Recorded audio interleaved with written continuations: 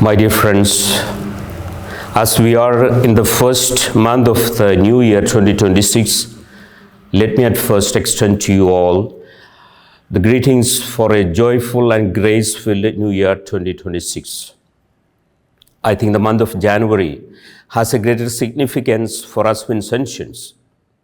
And it is because in the month of January, our Father General is going to declare the programs for the quasi-centennial jubilee of our congregation in the year 2029.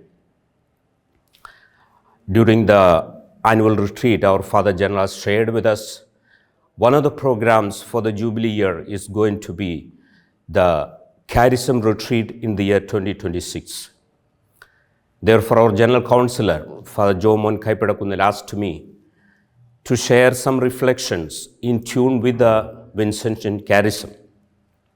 Therefore, I thought I'll reflect first with the life of our patron, Saint Vincent de Paul himself. And I have titled my reflection, Saint Vincent changed his own world before he could change the world before him. We know that every human being has a web of relations and responsibilities through which one creates a micro world for himself. And it is very comforting to feel oneself to be at the center of this micro world, to be at the center of this comfort zone. In this micro world, the understanding of life, understanding of the other, the understanding of God is expressed in the perspective of one's own micro world. So much so, everything in the world is seen to serve the purpose of the person's micro world. So we hear most often we hear the words like my ministry, my retreat center, my school, my vehicle, etc., where the perspective of life is surrounded by one's own micro world, and we conveniently ignore the wider realities outside of us. Famous philosopher like Plato would express such a vision by the allegory of the cave, in which he would compare us to the prisoners chained to the chairs, who believes that the shadow dancing on the wall in front of him is the reality. And he would say only those who leave the cave can learn through a long and difficult process to see the true reality outside. Yet another philosopher, Jean-Jacques Rousseau, would say that people are often alienated from their true self, and they play social games, they play acceptable roles which they mistake for their true identity. I was thinking that when we read the biography of Saint Vincent de Paul, we find that he was not an exception to this phenomenon of being within one's own micro world. We find that he had a world of ambition. He had a world of aspirations. He had a world of great glory at the beginning of his priestly ministry. And he himself admits that initially he pursued the priesthood only as a means to rise high in the social status, only as a means to escape the peasant background of his family.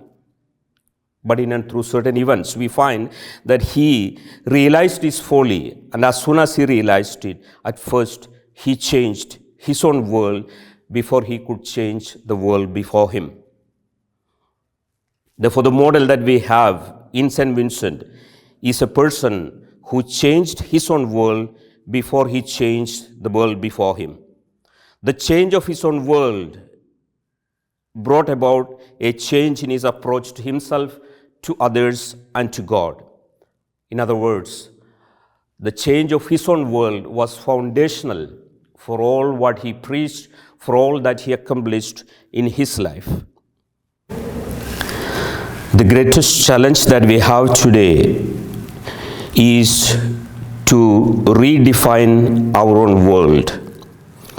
Fulton Jeshin would express this challenge in the following words, that our mission is to find God's world and our place in it. It is not my world and I am trying to give some place for God in it, but God's world and my mission in it. It's a call to align oneself with the will of God. It's a call to see one's mission as part of God's mission. I remember our confrere, late Father Thomas Sembrail, Sr., often said that he had begun a number of ministries.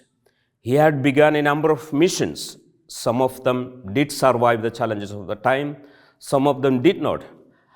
But he said he was never upset about the missions, about the ministries that did not survive, because he was fully convinced that he was doing the mission of God. He was only an instrument in the hands of God.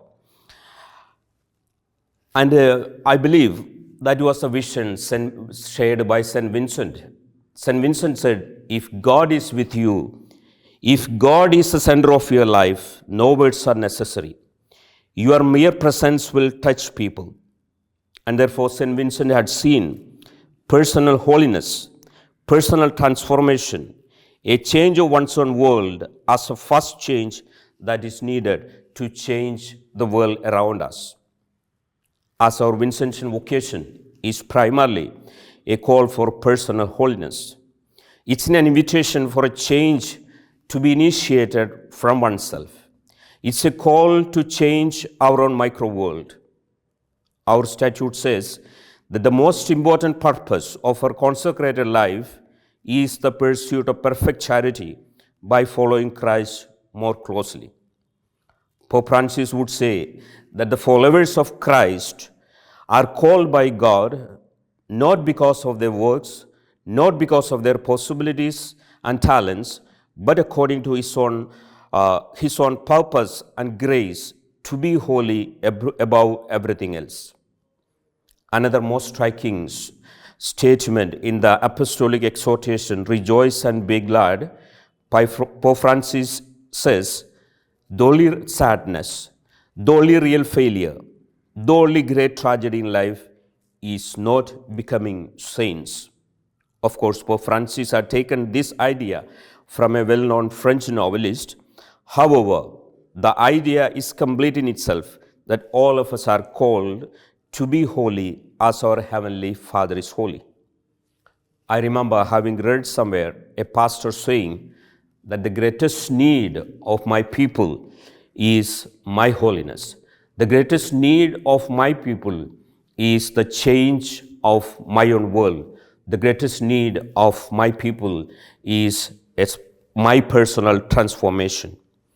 Dear confreres, as we begin another year of our life and mission, following the example of our Heavenly Patron, let us first change our own world, our own life, and become holy before we can change the world in front of us. Do I find my place in the world of God, or am I trying to give some place for God in my own world? Let us reflect.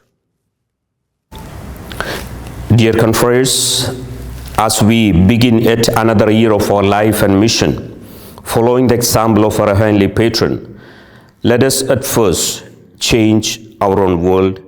Let us first change our own life and become holy before we can change the world before us. Do I find my place in the world of God, or am I trying to give some place for God in my world, in my ministry? Let us reflect and be conscious of what we are doing. May God bless us all. Thank you.